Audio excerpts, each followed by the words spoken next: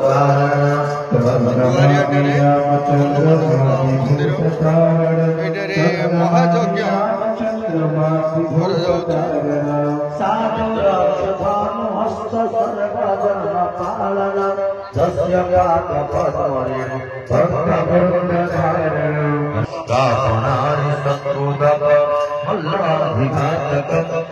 नमामि रामचंद्र आदिभूतकारण नमामि रामचंद्र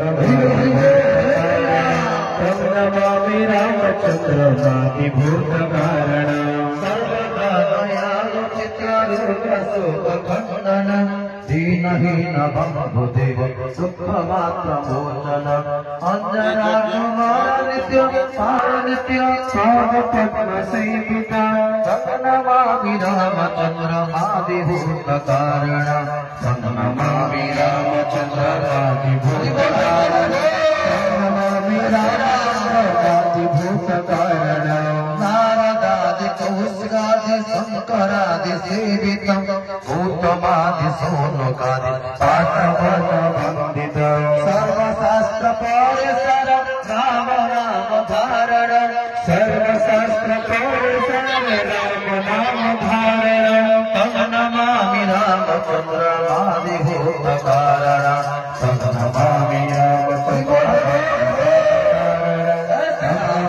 रामचंद्र आदिभूतकारण। आपण जानिथे गोटे विश्वर एत बड़ हाहाकार पड़ जाइथिला कोरोना रोग।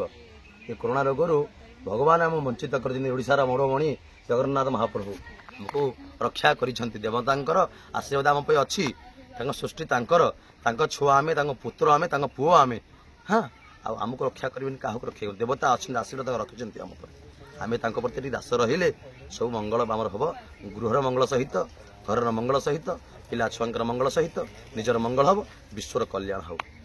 आज्ञा आम जो महायज्ञ आम सामूहिक कौन एक पीठरे आम घरे कौन पर्सनाल किसी यज्ञ आमर गोटे पूजा अच्छी शास्त्र कही गृह गोटे होम करा जाए कि यज्ञ ये विश्वर मंगल पे हो यज्ञ विश्वर मंगल पे गृह हूँ गृह देवता पूजा मोर गृह रिष्ट खंडन पे मोर घर पूजा करुच्ची ग्रह पूजा हो कि अभिषेक हो कि गोटे हनुमान मेला हो कि शाला मेला हो गोटे गृह स्थापन करुच्ची ठाकुर ब्राह्मण डकई दीप साप पूजन किंतु यहीटा हूँ जगत मंगल पे एवं ग्रामर मंगल पे एटा करा जाउछि समस्त जो ग्रामवासी रहिले तांकर मंगल हेबो एवं विश्वर कल्याण पे यज्ञ करा होछि समस्त प्राणी मानकर बहुत बहुत धन्यवाद। जय अन्ना विभु रंजन दलाई दुआड़िया ये कार्यक्रम विषय किछ कहंत केते वर्ष हला कोन ये कार्यक्रम हमर 9 वर्ष हला चली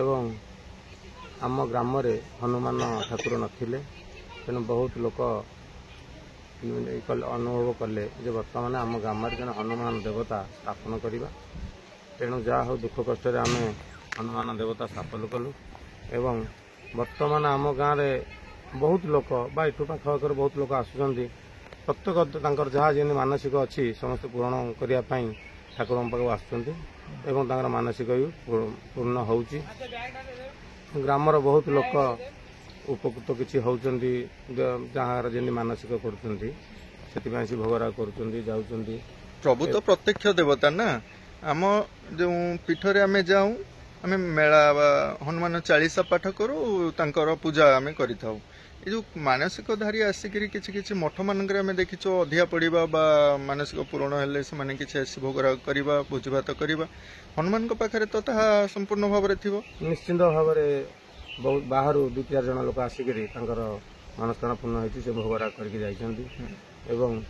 आम पाख आख गाँव लोक सका संध्या बेले हनुमान 40 होची एवं ये परिवेश अपन देखिए जंगल भितर हनुमान मंदिर स्थापन एवं एबे जी जो दूर दूरांत थे भी समस्त सारा भारत में समस्त से जय श्री राम गान कर जय हनुमान जय श्री राम यही गान चली आमर ये दीर्घ 9 वर्ष है ये अनुष्ठान चली मंदिर स्थापन गत वर्ष मंदिर संपूर्ण है तेणु जहाँ हो भल मंदिर आमर समस्त ପ୍ରତିବର୍ଷ ଏଇଭଳି ଅନୁଷ୍ଠାନ କାର୍ଯ୍ୟ କୃତାର୍ଥ ଲାଭ ଚାଲିଛି। କରୁଛନ୍ତି। ଶାନ୍ତି ଯଜ୍ଞ କହିଲେ ବିଶ୍ୱର କଲ୍ୟାଣ ପାଇଁ ଆହୁତି ଦିଆହଉଛି, ଗ୍ରାମର କଲ୍ୟାଣ ପାଇଁ ଆହୁତି ଦିଆହଉଛି, ଓଡ଼ିଶାର କଲ୍ୟାଣ ପାଇଁ ମଧ୍ୟ ଆହୁତି ଦିଆହଉଛି। ଏ ଅଞ୍ଚଳର ଲୋକଙ୍କ ପାଇଁ ସମସ୍ତେ କେମିତି ଭଲରେ ରହିବେ, ସମସ୍ତଙ୍କର ଦେହ ମଙ୍ଗଳମୟ ହଉ, ସମସ୍ତଙ୍କ ଦେହ ଆରୋଗ୍ୟ ହଉ, ରୋଗୀ ଦୁଃଖୀ ଦାରିଦ୍ର୍ୟ କିଛି ନ ରହନ୍ତୁ, ସମସ୍ତଙ୍କ ପାଇଁ ଏଠି ଯଜ୍ଞ ହେଉଛି। ଯେଉଁଠି ଆମର ଅଛି, ଯେଉଁଠି ରାମ ମନ୍ଦିର ଅଛି ସେଠି ହନୁମାନ ମନ୍ଦିର ନିହାତି ଆବଶ୍ୟକ, କିନ୍ତୁ ହନୁମାନ ମନ୍ଦିର ଯେଉଁଠି ଅଛି ସେଠି ରାମ ମନ୍ଦିର ଆବଶ୍ୟକ ନହେଲେ ହନୁମାନ ମନ୍ଦିର ହେଇପାରିବ। କିନ୍ତୁ ଯଦି ରାମ ମନ୍ଦିରকে ପ୍ରତିଷ୍ଠା କରିବା ପାଇଁ ଚାହୁଁଛନ୍ତି ଆମେ ବହୁତ ସ୍ୱାଗତ, ସେଥିପାଇଁ ଆମେ ବହୁତ ଖୁସି ଏବଂ ସ୍ୱାଗତ କରିବୁ ତାଙ୍କୁ। ବହୁତ ବହୁତ ଧନ୍ୟବାଦ ଆଜ୍ଞା। ଯେ ବିଶ୍ୱ ଶାନ୍ତି ପାଇଁ କରାଯାଉଛି, ବର୍ତ୍ତମାନ ସମୟରେ ଆପଣଙ୍କୁ କ'ଣ ଲାଗୁଛି ଆଜ୍ଞା? ଭାଇ ଭାଇ ଭିତରେ ପଡ଼ୁନି, ବାପା ପୁଅ ଭିତରେ ପଡ଼ୁନି, ପାରିବାରିକ ସମସ୍ୟା ଦେଇକରି ବର୍ତ୍ତମାନ ଏ ଜନସମାଜ ଗତି କରିବା ସମୟରେ ଆମେ ଏଇ ଯଜ୍ଞମାନ ପ୍ରତିଷ୍ଠା କରି ବର୍ଷ ବର୍ଷ ଧରି ପ୍ରତିଷ୍ଠା କରି ଆସୁଛୁ ଆଜ୍ଞା। ଏ ଧାମରେ ମଧ୍ୟ 9 ବର୍ଷ ହେଲାଣି ଆମେ ପ୍ରତିଷ୍ଠା କରି ଆସୁଛୁ ହୋମ ଯଜ୍ଞ। ମୋ ନାଁ ଝରଣା ନାଥ, ମୁଁ ଏଇ ଗାଁର ଜଣେ ମହିଳା। ତାପରେ ଆମର 17 ମସିହା 2017ରେ ଆରମ୍ଭ ହେଇଥିଲା ଯଜ୍ଞ, 9 ବର୍ଷ ହେଇଗଲା। 9 ବର୍ଷରେ ଆମର ବହୁତ ବଢ଼ିଆରେ ଆମ ଲୋକମାନେ ଖାଲି ଗୋଟେ ବର୍ଷକୁ ଅନେଇ ରହିଥାନ୍ତି କେମିତି ଆମର ଯଜ୍ଞ 3 ଦିନ ହେବ। ଏଇ ଯଜ୍ଞ 3 ଦିନରେ ଏତେ ଖୁସି ଉତ୍ସାହ ଆଉ କହିହେବନି। ଏଇଠି ଖରା ଗରମ ସକାଶେ ଲୋକମାନେ ଏବେ ଆସିନାହାନ୍ତି, ସନ୍ଧ୍ୟାବେଳକୁ ଆସିବେ। ଆଉ କଳସ ଯାତ୍ରା ପାଇଁ ତ ମାନେ ସ୍ତ୍ରୀ ଲୋକମାନେ ଏତେ ଖୁସି ଯେ ତାଙ୍କର ଯେମିତି ଗୋଟେ ଜୀବନର ପ୍ରଥମ ଗୋଟେ ଉତ୍ସାହ। ପ୍ରତ୍ୟେକ ବର୍ଷ ଗୋଟେ ବର୍ଷକୁ ସେ ଅନେଇ ରହିଥାନ୍ତି କେମିତି ଆମର ସେଇ ଯଜ୍ଞ ବର୍ଷଟି ଆସିବ। ଆମେ କିଛି ମଠ ମାନଙ୍କୁ ଗଲେ ଏଇ ଯୋଉ ବିଶ୍ୱ ଶାନ୍ତି ଯଜ୍ଞ ମଧ୍ୟ କରାହୁଏ, ସେ ଅଞ୍ଚଳରେ କ'ଣ କରନ୍ତି ନା ନିମନ୍ତ୍ରଣ କାର୍ଡ ଯାଇଥାଏ କାହା ପାଖକୁ ନା ସେ ଗ୍ରାମର ଝିଅ ମାନଙ୍କ ଘରକୁ, ମାନେ ଝିଅ ମାନେ ଯୋଉ ବିବାହ କରି ଯାଇଛନ୍ତି ସେଇମାନଙ୍କ ଘରକୁ କାର୍ଡ ଯାଏ। ସେଇ ଝିଅ ମାନଙ୍କ ଦ୍ୱାରା ଏଇ ଅନୁଷ୍ଠାନଟି ହୁଏ ବୋଲି ଆମେ ବହୁତ ଆଡେ ଯାହା ଦେଖି ଆସିଛୁ। ଆମର ପ୍ରତ୍ୟେକ ଆମର ଯେତେ ଜଣ ମାନେ ଏଠି ସବୁ ଆମର କରିଛନ୍ତି ସବୁ ଝିଅ ପ୍ରାୟ ଆସନ୍ତି କଳସୀ ଯାତ୍ରାରେ। ଏବେ ବି ସବୁ ଝିଅ ମାନେ ଆସନ୍ତି। ଆଉ ବହୁତ ଝିଅ ମାନେ ମାନସିକ କରି କାହାର ପିଲାପିଲି ହଉନଥିଲେ ସେ ବାବଦରେ ବି ତାଙ୍କର ମନସ୍କାମନା ମହାପ୍ରଭୁ ପୂର୍ଣ୍ଣ କରିଛନ୍ତି। ଆଉ ଆମର ତ ମହାବୀର କଳି ଯୁଗର ପ୍ରତ୍ୟକ୍ଷ ଦେବତା କହିଲେ ବି ଅତ୍ୟୁକ୍ତି ହବନି, ସାରା ସଂସାର ଜାଣିଛନ୍ତି। ଆଉ ତମେ ଯଦି ଭଗବାନଙ୍କୁ ହୃଦୟରୁ ଡାକିବ କି ଯୋଉଟା ମନସ୍କାମନା ତମର ଜଣେଇବ, ସେ ନିଶ୍ଚିନ୍ତ ପୂରଣ କରିବେ। ଏଇଟା ଆମେ ପ୍ରକୃତ ଅନୁଭବୀ ନିଜେ। ହୃଦୟ ସହିତ ମସ୍ତିଷ୍କ ସହିତ ଖାପ ଖାଉନି ଆଜ୍ଞା, ସେମାନେ ଭକ୍ତି କେମିତି କରିବେ? ଭକ୍ତି ସେଇଟା କହିଲେ କାହାକୁ ହବନି, ସେଇଟା ଆତ୍ମୀୟ ଭକ୍ତି ଆଜ୍ଞା ନିଜସ୍ୱରୁ ଆସିଥାଏ। ଆଉ ସମସ୍ତଙ୍କର ହବନି, ଯାହାର ହେଇଛି ସେ ଫଳ ନିଶ୍ଚିନ୍ତ ପାଇଛନ୍ତି। ଏଇଟା ପୁରା ପ୍ରତ୍ୟକ୍ଷ। ଆଉ 33 କୋଟି ଦେବାଦେବୀ ଆଜ୍ଞା ଆମ ସଂସ୍କୃତି, ସେଇଥିପାଇଁ ତ ଆମେ 33 କୋଟି ଦେବାଦେବୀ ସନାତନ ଧର୍ମ ଆମ ଧର୍ମରେ କରିଛୁ। ବିଶ୍ୱ ଶାନ୍ତି ପାଇଁ 33 କୋଟି ଦେବାଦେବୀଙ୍କୁ ଆମେ ମାନେ ଆହ୍ୱାନ କରିଥାଉ, ପୂଜା କରିଥାଉ। ହନୁମାନଙ୍କ ଭକ୍ତ ମନେକର ମୁଁ ନୁହଁ, ମୁଁ ଶିବଙ୍କ ଭକ୍ତ ଆଜ୍ଞା। ହନୁମାନ କ'ଣ ମୋ ଡାକ ଶୁଣିବେ କି? ନିଶ୍ଚିନ୍ତ, କାହିଁକି ଶୁଣିବେନି? ଆମେ ଯଦି ଭକ୍ତିରେ ଯାହାକୁ ଆମେ ଖାଲି ଆମ ପରିବାରରେ ଆମେ ରହିଛୁ, ଆମେ ଆମର ଗୋଟେ ଦରକାର ପଡୁଛି, ଆମେ କ'ଣ ଖାଲି ବାପାଙ୍କୁ କହିବା, ଭାଇଙ୍କୁ ବି କହିପାରିବାନି, ଭଉଣୀକୁ ବି କହିପାରିବାନି, ସମସ୍ତେ ଆମର ମାନେ ଗୋଟେ ପାରିବାରିକ କଥା। ସେମିତି ଭଗବାନ ସମସ୍ତେ 33 କୋଟି, ଆମେ ଯାହାକୁ ଯେତେବେଳେ ଯୋଉ ଭାବନାରେ ଡାକିବା ସେ ନିଶ୍ଚିନ୍ତ ଆମ ଭାବନା ପୂର୍ଣ୍ଣ କରିବେ। ଏଇ ଯୋଉ ବିଶ୍ୱ ଶାନ୍ତି ମହାଯଜ୍ଞ କରିବା ଦ୍ୱାରା ଆମ ଅଞ୍ଚଳରେ ଏଇ ଯୋଉ ଭାଇଚାରା ବଜାୟ ରହିଛି ଏ କଥା ଆମେ ଜାଣିଛେ। କିନ୍ତୁ ଯେଉଁ ଦୁଃଖ କଷ୍ଟ ଲୋକମାନେ ପାଉଛନ୍ତି ସେମାନେ ଆସି ଯଦି ନିଜର ଭକ୍ତି ବଳରେ ଭଗବାନଙ୍କୁ ଡାକନ୍ତି, ହନୁମାନଙ୍କ ପାଖରେ ଦେହ ଅସୁସ୍ଥ ସେମାନେ ବି ଭଗବାନଙ୍କୁ ଡାକିକିରି ବି ସୁସ୍ଥ ହେଇଯାଇଛନ୍ତି। ଏଇଟା ବି ଆମେ ମୁଁ କାହିଁକି ଏ କଥା ପଚାରୁଛି ମା, ଯୁଗ ମାନେ କଳି ଯୁଗ ପାଇଁ ଏଇ କଥାଟିଏ ଆସୁଛି। କାହିଁକି ନା ସତ୍ୟରେ ତ ଏସବୁ କିଛି ଆବଶ୍ୟକତା ପଡ଼ିନଥାଏ। ତେଣୁ ହୋମ ଯଜ୍ଞ ଯେତେବେଳେ ମୁନି ଋଷିମାନେ ଆମର ଏହିପରି ଜଙ୍ଗଲମାନଙ୍କରେ ରହି ସାଧନା କରୁଥିଲେ, ସେଇମାନଙ୍କ ମଧ୍ୟରୁ ଆଦୃତ ଲାଭ କରିଥିଲା। ତାପରେ ଦ୍ୱିତୀୟତଃ ପଞ୍ଚସଖା ମାନଙ୍କ ଆସିଲା ପରେ ସେ ମଧ୍ୟ ଆଦୃତ ଲାଭ କରିଛି। କିନ୍ତୁ ଏଇ ଯୋଉ ବିଶ୍ୱ ଶାନ୍ତି ଦ୍ୱାରା ଆମର କେତେ ଦୂର ଆମ ଅଞ୍ଚଳବାସୀ ମାନେ ଖୁସି ରହୁଛନ୍ତି ସେଇ କଥାଟାକୁ ବୁଝିବାକୁ ପଡିବ। ନିଶ୍ଚିତ ଖୁସି ରହୁଛନ୍ତି। ଗୋଟିଏ ବର୍ଷ ପାଇଁ ଅଞ୍ଚଳବାସୀ ପୁରା ଅନେଇ ରହିଥାନ୍ତି। ଆଉ ତାପରେ ଆମର ଏ ମହାବୀର ମନ୍ଦିରଟା ଯୋଉଭଳି ପ୍ଲେସରେ ହେଇଛି, ଯେତେ ଲୋକ ଅଶାନ୍ତିରେ ଯଦି ଆସିକିରି ଯଦି 10-15 ମିନିଟ୍ ଏଇ ଜାଗାରେ ବସିଯିବେ ତାଙ୍କ ଆତ୍ମା ପୁରା ତୃପ୍ତି ହେଇଯିବ। ହଁ ମା, ବହୁତ ବହୁତ ଧନ୍ୟବାଦ। ଆଜ୍ଞା।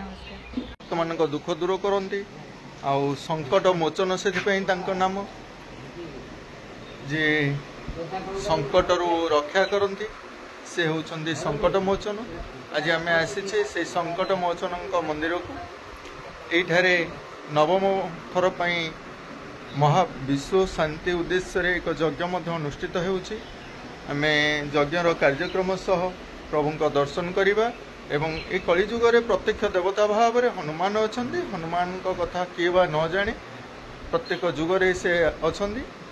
ତାଙ୍କ ନାମ ଧରିଲେ ଭୂତ ପିଶାଚ ସବୁ ଦୂରେଇ ଯାଆନ୍ତି, ଏ କଥା ମଧ୍ୟ ଆମେ ସମସ୍ତେ ଜାଣିଛେ।